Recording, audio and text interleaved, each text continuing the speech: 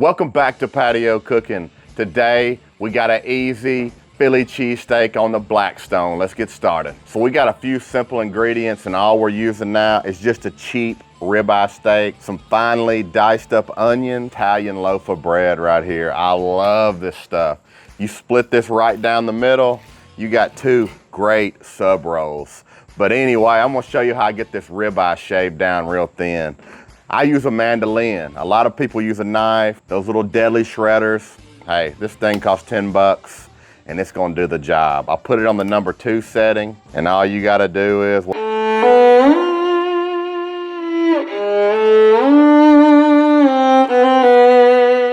right, so we tried the Walmart mandolin. That was not the way to go. Almost cut my hand off. We're doing the knife now. All right, knife that's sharp. Put these ribeye steaks in the freezer for about 30 minutes. You just want them a little bit firm and just try to slice these things just as thin as you can, just like that. Just fine little strips right here. I mean, I'm not a Japanese ninja or nothing like that, but I feel like I can get these steaks, you know, to a thin consistency. All right, so we finally got this stuff cut up and I just kind of like to go around it and just give it like a little dice. I mean, I'm not trying to make hamburger meat or anything like that, but I do want this to be fine on that Blackstone. Like I said, I don't want to pull a big strip out of my sandwich, pull all my cheese and everything out. So I just kind of go over it a couple times, nothing crazy, just to get a little finer of a chop. All right, got my hands washed, got my station cleaned up. Now I'm gonna show you what I do to separate this big Italian loaf right here. Again, I think you can get this at any Walmart bakery. And I mean, these things are great for subs. They're soft, they got that good flavor you're gonna want with any kind of sub sandwich. But you can see, they already got a little crease right here. And I'm just gonna follow that all the way down. I'm gonna score it, and then when I get my score, that's when I'm gonna come back. Then I'm just gonna take it down the middle, not all the way, and you can see all that bread inside. I'm just gonna scrape, you know, a lot of that stuff out, just so I got more room for that meat. We got all the bread out of these buns where I like them, but hey, you can do whatever you wanna do on this part. No big deal. So we got our Blackstone preheat. We're about to get over there, put some oil on the griddle and get this meat on. The only thing I'm gonna do here is just put a little oil down. Just any high temp oil is gonna work. I use sunflower just because that's what I like. And look, I got this griddle right here. I got this side on medium high, and then I got this turned completely off. We're just gonna rub that oil around. I like to go down with my onions first. You know it's the right temp when you hear that sizzle. And I'm probably running about 450 right here. It's what it usually does. I got this Blackstone cheesesteak seasoning and I love this stuff. It is so good on anything sandwich-wise. So I'm just gonna go down, hit my onions, season them real good. And I'm gonna let them cook for just a minute before I put my steak down. Just kinda wanna move these around in the Blackstone. I don't wanna cook them all the way down, but I wanna give them just a little bit of color because this ribeye is gonna cook quick. All right, so it's been about 2-3 minutes now. These onions are where I want them. And I almost forgot I got that cheese whiz heating up, just getting it real hot so it'll spread real nice. And this is a divided household right here. Half my house likes the cheese whiz, half my house likes the provolone. Let me know what y'all like in the comments. I'm curious to know.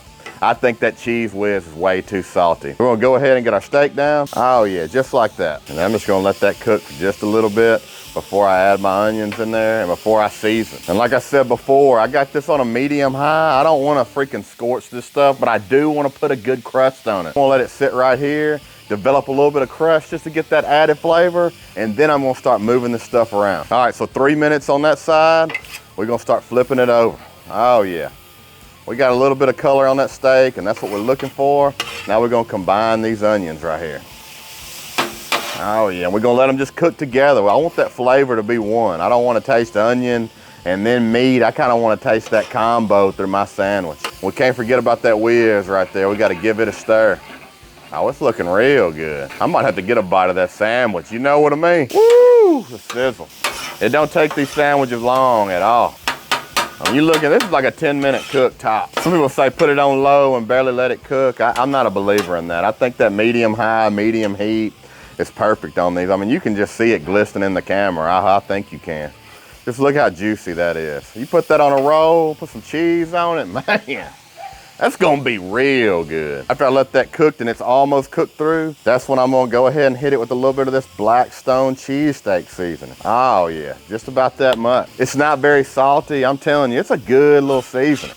I ain't tried anything else from Blackstone, but that one's been good. So it's been just a few minutes. The steak's just about cooked through. I have this turned off completely. We're just using that residual heat just to get these buns a little warm, get them soft before we make these sandwiches. All right, so we've given these buns just a minute. You can tell they're nice and soft right here. I'm gonna go ahead and slide them all over, and we're gonna kind of just section these sandwiches out. See, we're gonna put cheese whiz on one, we're gonna put provolone on the other. So we're gonna go ahead and get this cheese down.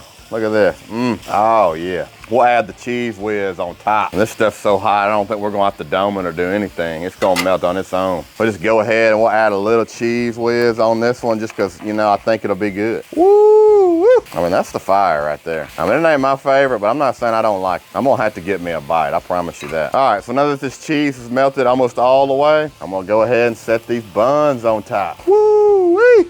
And we're just gonna kind of get under there just like that. Man. Woo. We'll take the rest of this. Yes, and be careful, you know, because it is a little, it's hot. Just gonna put this one over here. Time for the whiz.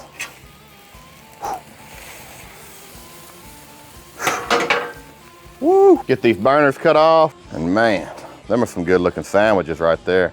We're gonna put just a tad bit more of that cheese whiz on there, the drizzle. So we got these things done. All we gotta do now is try this thing. I'm telling you, they are smelling unreal. I cannot wait to tear into this. Look, I'm gonna go ahead and this cheese whiz one right here, I'm gonna lay it down and we'll just cut it open, see what it looks like.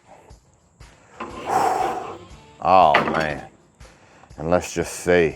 Oh, juicy. And let's get just a little bite of that. This is the cheese whiz.